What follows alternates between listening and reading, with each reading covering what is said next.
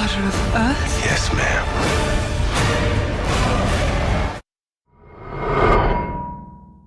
Our conversation by asking both of you really a question that I believe we all really wonder about. I mean, how challenging really from the producer's viewpoint, but also obviously from the actor's viewpoint, how challenging was it to transpose such an iconic figure, such a classic, novel into a film fit for today's modern audiences?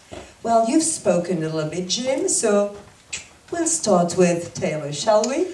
Sure. First off, I want to thank you guys for having us. And then the answer to the question, I think no one's going to put more pressure to do what it deserves to be from Stanton's script, more importantly than, of course, the books and going back 100 years. No one's going to put more pressure on it to do it justice than myself. This was by far, and you could tell, I'm sure by some of those clips, that it was the most exhausting thing I've ever been a part of.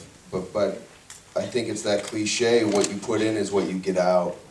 And with that, I feel I couldn't be more proud of this film, and especially to be John Carter. I mean, it's an incredible journey it's been so far with these guys, and with Stanton, of course, and the cast is self-explanatory, but just to be a part of it has been an amazing journey, and I'm excited to just keep working with these guys. I think the big... Maybe I'll be translating that. Oh, okay. All right, Sure. Alors d'abord, merci à vous d'être ici aujourd'hui, présent ici. En fait, je crois que je me suis mis une pression en fait maximale pour faire ce rôle, parce que nous parlions effectivement d'un roman qui a déjà 100 ans et puis d'un scénario très complexe. Donc pour moi c'était très important, et vous avez vu d'après les extraits qu'effectivement c'est probablement le rôle le plus fatigant physiquement qu'il m'était donné de faire. Et puis je crois que c'est peut-être cliché à dire, mais que finalement le résultat, eh bien, c'est tout ce que l'on met de sa force et de sa conviction dans un rôle. Donc d'incarner John Carter à l'écran, pour moi ça a été une expérience et un voyage incroyable, et de faire partie de cette aventure avec Jim Morris, mais aussi le cast, les personnages, les acteurs que vous avez reconnus certains à l'écran, eh bien c'était quelque chose d'absolument incroyable pour moi. What about you, Jim? As a producer, that's a tough challenge too. Yeah, it was a complicated film to make on a lot of levels, and to try to figure out ways to get the scope and scale of it on the screen. But I think one of the biggest challenges was to do that, to create that backdrop and create the world, but still keep it a character-driven piece, and keep it about the story of the Carter character and the handful of people that are the ones that surround him in the course of this film. So we always set out to make basically a character piece that was against this big sweeping backdrop, and we're of course very thankful to Taylor for being able to bring that and to pull that off. Alors c'est vrai que c'était pour un producteur effectivement une tâche compliquée, parce qu'il fallait vraiment rendre toute la grandeur des décors, la grandeur des personnages, et créer, je crois qu'un des plus grands défis, ça a été évidemment de créer cet univers et ce monde. Mais ce qui était essentiel, c'est que dans ce monde, il fallait bien montrer que ce qui comptait, c'était évidemment les personnages, l'histoire même de John Carter, et également l'histoire des personnages secondaires qui l'entourent. Donc oui, c'était de créer un monde, mais avant tout, c'était de vraiment rendre ce film un film qui est vraiment humain. C'est-à-dire, il y a au sein de ces décors extraordinaires que vous avez vus, eh bien, l'aventure très humaine en quelque sorte de personnages que John Carter rencontre. Maintenant, c'est à vous, je crois que ces extraits, eh bien, vous permettent effectivement de poser beaucoup de questions. Donc, quelle va être la première question? Les micros circulent. Question, où sont les micros? Je vois mal. Là-bas. Hi. I've never read the comics, but from what I saw from the covers, I was under the impression there was a medieval look to it, like Prince Valiant look to the comics, and it seems completely abandoned in the film, and I'd like to know why. Alors voilà, d'après effectivement ce que nous avons vu, et l'œuvre et effectivement tous les comics, eh bien nous avons vu qu'il y avait là un look plutôt médiéval, à la Prince Vaillant en quelque sorte. Or il semble que le film est totalement abandonné ce look médiéval. Donc on voulait savoir pourquoi. That's, I think, a question for you, Jim. Well, over the course of the various releases of those books over the many decades, there have been a variety of different artistic styles depicted. There are some illustrations in the book, but they're very few and far between. So there have been a range of styles from a Prince Valiant style to a much more Franzetta type style. We actually wanted to take an approach that we could sort of flesh out and create a bit of a different sort of history than sort of an Earth medieval style. So it was a production design that was a choice that was made, but there have been many, many different ways that the World of Carter has been represented over the years. So it's a little misleading to read that one set of covers as emblematic of how the books are. Alors, c'est vrai que d'abord, il y a eu, comme vous le savez, ces comics, ces romans en quelque sorte graphiques sont sortis après des années et des années, des décennies entières, et à chaque fois il y a eu des approches stylistiques différentes. Alors nous avons voulu, c'est vrai, ne pas aller vers ce style que vous décrivez comme médiéval. Il y a également évidemment l'approche de Franzetta, donc nous voulions nous une approche différente où effectivement c'est un choix de producteur et de production, mais nous voulions que l'univers de John Carter soit représenté de façon différente, où nous intégrions à certains moments le look dont vous parliez, mais nous le rendions plus riche et je crois plus profond, avec des représentations différentes stylistiques. Et je crois que c'est une erreur que de penser que c'est effectivement, ces couvertures que vous avez vues sont représentatives de tous les styles artistiques qui ont représenté le personnage et les univers de John Carter. Autre question? Oui, micro là-bas. Hi, Jim Taylor. Nice to meet you. We haven't seen the finished print yet, but could you tell us for each of you what was the most difficult sequence to shoot? Because this sounds amazing anyway. Alors voilà, donc effectivement, il y a des scènes absolument incroyables. Et je voulais savoir quelle était la scène la plus difficile de ce film. Well, I mean, Taylor, I think you should answer that first. What proved the toughest for you to shoot? I would say the film in its own right. Voilà, le film lui-même a été un défi majeur. Oh man, that's a good question. I think each sequence or whatnot brought, I mean, they asked different things of you, you know. The Virginia stuff was hard in an emotional standpoint to be in that state for 12, 14 hours. But then, of course, the physicality of the Great White Ape. I mean, that was, I think, 10 shooting days to shoot that. So you're literally about 80 to 90 feet up in the air, and sometimes, you know, with a mat that's buried under sand that's about this thick. So, I mean, you take some risks, but yeah, I'd say the Great White Ape for the physicality part. Alors voilà, donc bonne question. C'est vrai que chaque scène m'a beaucoup demandé. Par exemple, évidemment, la scène tournée en Virginie, c'était très émotionnel. C'est à peu près, j'ai tourné à peu près entre 12 et 14 heures pour cette scène.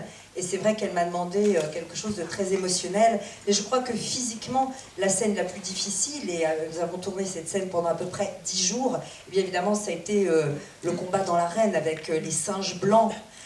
J'étais dans les airs sur 80-90 pieds, donc c'est quand même une hauteur assez colossale, multipliée par 33. Hein. Et en fait, en bas, il y avait cette couche de sable, donc physiquement, non seulement j'ai pris des risques, mais c'est vrai que c'était la scène la plus éprouvante, je dirais. What was, from the producer's viewpoint, the toughest scene? First, just to comment on what Taylor was saying, I don't know that you would be able to tell, but Taylor did the great bulk of all his own stunts in this film, and since Carter can leap around and jump great distances, we wanted it to feel as real as possible. So Taylor did all of that as wire work. So when you see John Carter jumping around, that actually is Taylor working with various types of rigs and so forth. And at one scary point in time, I think you were as high as like 300 feet above the ground and some of these things.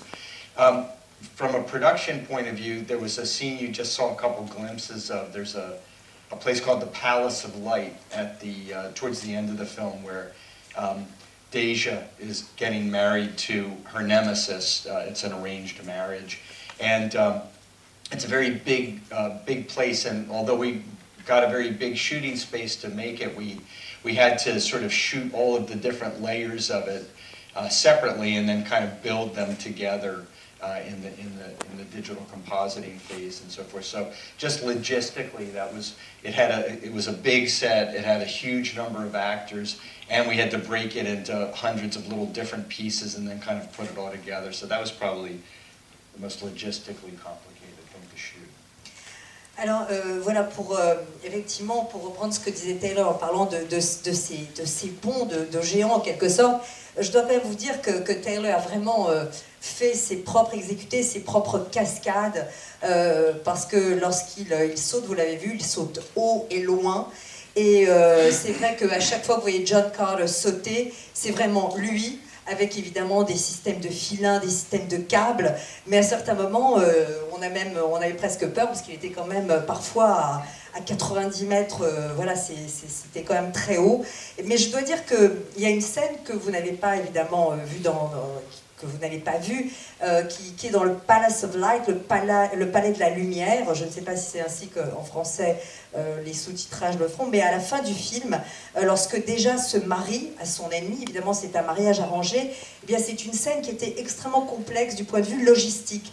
Car effectivement, nous avions un grand espace, mais il y a eu en post-production un travail énorme, parce qu'il y avait à la fois ce décor gigantesque, des centaines d'acteurs, et il y avait, logistiquement parlant, évidemment une centaine à peu près de scènes à prendre et à filmer pour rendre la complexité de la scène tout entière. Donc d'un point de vue logistique, ça a été la scène effectivement la plus difficile. Autre question? Oui, sur les micros, je les vois. Voilà. Bonjour. Je voulais demander, c'est le premier film live d'Andrew Stanton, et je voulais savoir si son expérience dans le cinéma d'animation, ça avait apporté quelque chose dans le tournage, et comment ça s'était passé en général. Well, this is Andrew Stanton's first film as live action, obviously. Did you feel that his experience, and this is really for both of you, but did you feel that his experience in animation sort of maybe helped or brought something different to the making of John Carter? Taylor? Well, I've been fortunate to work with some amazing directors already, and I've never met anyone that's prepped more than what Stans did for this film. I mean, my first meeting with him was, you know, a floor-to-ceiling of preparation, from the artwork to the arc of John Carter, and you know, there wasn't even one glimpse of where I was second-guessing him, and trust is everything on a set, especially with an actor to a director and vice versa. But no, I mean, I'd be an extra in this film if you asked me to be. So it was an amazing journey with him. Alors, c'est vrai que je dois dire que je n'ai jamais eu, j'ai travaillé évidemment avec de très bons réalisateurs, mais je n'ai jamais travaillé avec un réalisateur qui soit autant finalement préparé à ajouter son film. Je me souviens de notre première rencontre, puis arrivé, et littéralement du sol au plafond, le bureau était jonché de documents au mur, on voyait les dessins, on voyait tout le voyage en quelque sorte, et tout l'arc émotionnel qu'allait vivre John Carter. Et vraiment, je crois que dès le départ, il y a eu grâce à cela une sensation vraiment de confiance absolue. Il n'y avait aucune zone d'ombre, il savait exactement où il voulait que John Carter aille, et je crois que, et s'il me l'avait demandé, eh bien, j'aurais même accepté d'être un extra sur son film, tellement ce voyage a été extraordinaire. What about you? Did Andrew's vision sort of bring something different? I've made an animated film with Andrew and now this film, and I think the thing that's consistent in his approach is his focus on character and emotion and story. I think that those are the things that are the most important to him, even if it has fantastic, you know, characters of all sorts in a fantastic setting. At the end of it all, he really cares about the emotion of it. And I think, and Taylor can speak to this better than I can, but his focus on working with the actors, even though it's a gigantic set and so forth, Andrew always is right with the actors, and I think he believes that they're the ones who really give the core and the emotion and the heart of the story and are the most important thing. And I think that's something he does bring from animation.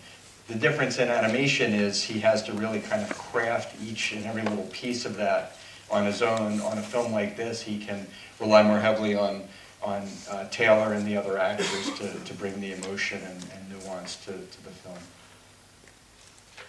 Évidemment, j'ai déjà travaillé évidemment avec Andrew sur Wall-E et je dois dire que ce qui est extraordinaire avec Andrew, c'est que son approche, quel que soit le film, son approche est toujours l'important, c'est l'histoire, les personnages, l'émotion.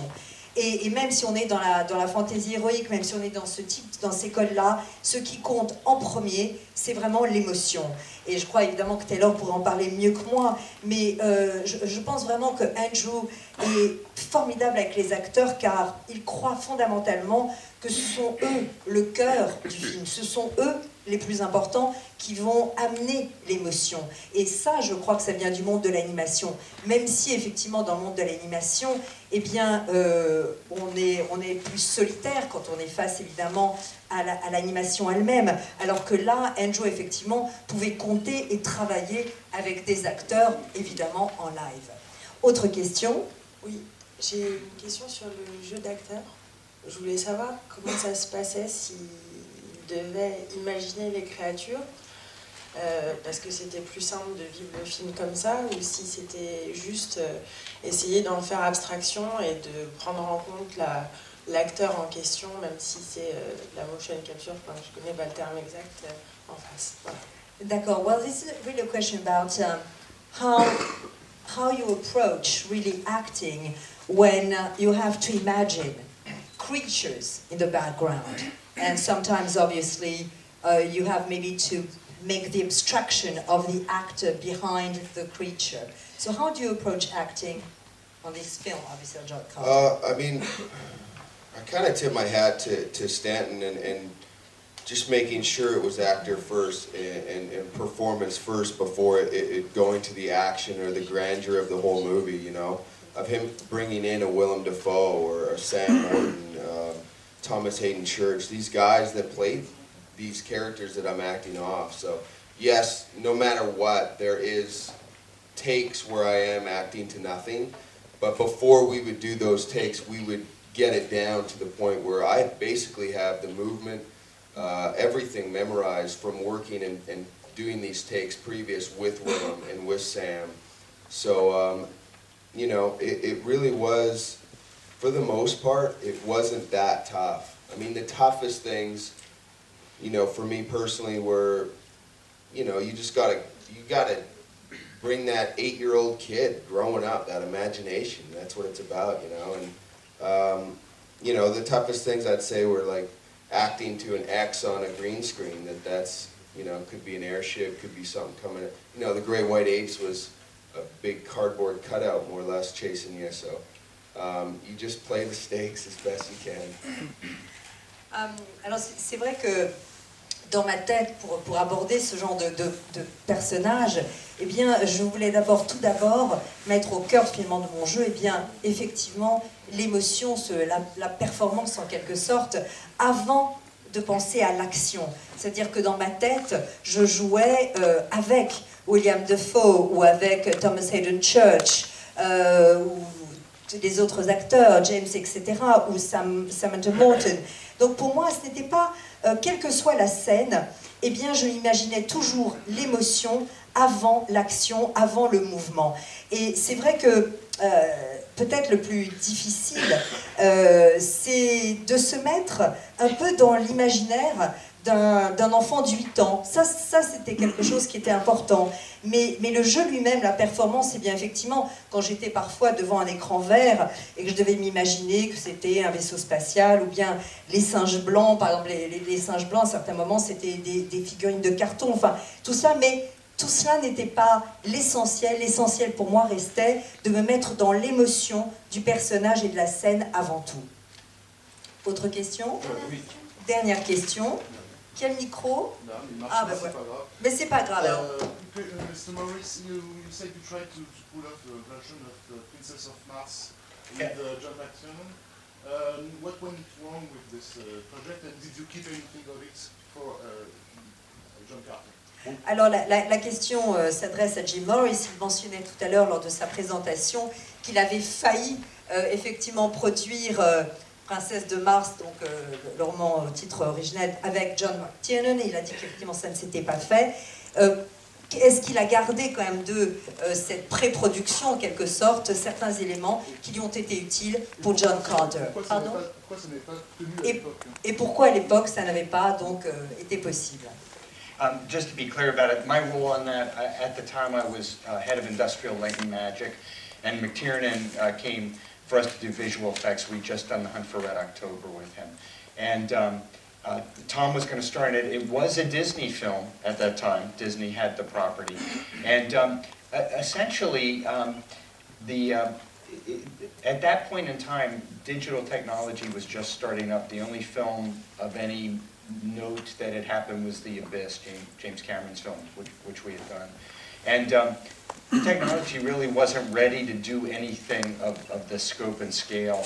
So McTiernan was conceiving of doing the characters, the Tharks and so forth, as men in suits and so on, and it just, well, really wasn't quite right, the mix of things. So actually nothing from that original property, from that particular approach, even though that was Disney's work at the time, was retained for this. Andrew and Mark Andrews and Michael Chabon came in and completely wrote their own ground-up version of the script. I alluded to a couple things, like they brought some of the characters from later novels, like the Therns, the Holy Therns, in. And in a way, if you've read the books, since they came from serials in the first place, they were very episodic, and they were lacking an overall character arc. In fact, your comment a moment ago, sort of the Prince Valiant feel, the books felt kind of Prince Valiant-y, but the characters weren't very rich, they were a little vanilla. So to give Taylor and to give Lynn some more to work with, they sort of built a different character arc and kind of built that up. So it was all new material. Alors donc déjà pour clarifier, à l'époque, c'est vrai que John McTiernan était venu, je dirigeais ELM et donc je m'occupais des effets spéciaux, et il était venu pour me voir pour cela, pour les effets spéciaux, car j'avais déjà travaillé avec lui sur Octobre Rouge. Donc à l'époque, c'était surtout qu'il n'y avait pas la technologie nécessaire pour, je crois, porter ce projet. Le seul film qui à l'époque avait été un petit peu, je dirais, avant-gardiste à ce niveau, c'était The Abyss, que nous avions d'ailleurs fait avec James Cameron. Et donc nous n'étions pas du tout prêts, la technologie ne se prêtait pas à un film d'une telle envergure. Par exemple, John McTiernan avait pensé faire des Tharks, des hommes dans des sortes de costumes, enfin en tout cas dans des sortes d'habits, et donc il n'y avait rien qui allait par rapport à cette vision-là. Même si d'ailleurs c'était un projet Disney, nous n'avons rien gardé de ce projet initial. Lorsque Andrew, et puis évidemment Mark Andrews et Michael Chabon ont réécrit en quelque sorte, et écrit plutôt ce scénario, en introduisant d'ailleurs, comme je vous l'ai dit, des personnages qui apparaissaient bien plus tard, comme les Therns par exemple, eh bien ils ont recréé un univers. Ils ont pris, comme vous le saviez, ces romans sortaient de façon non pas régulière, mais épisodique. Donc ils ont repris une histoire, en ont créé une véritable histoire où chaque personnage avait un arc émotionnel. Alors vous parliez tout à l'heure de ce look un peu à la Prince Vaillant. Oui, c'est vrai qu'au départ, lorsque eh bien, ces romans sont sortis, et c'est quand même que c'est bien, il y avait un petit côté, je dirais, ces personnages étaient un peu basiques, si je puis dire. D'ailleurs, à l'époque, lorsque John McTiernan voulait le faire, j'ai oublié de le dire tout à l'heure, c'était Tom Cruise qui était pressenti pour le rôle. Donc, avec ces nouveaux scénaristes, eh bien, ils ont donné de la profondeur aux personnages de Taylor et de Lynn, ce qui fait que l'histoire a réellement pu exister avec justement un arc émotionnel tout à fait différent de la première approche qui, évidemment, donc n'avait plus rien à voir. Voilà, donc ceci est un film entièrement original, produit par Jim Morris, avec dans le rôle principal Taylor que vous nous remerciez d'être ici avec nous.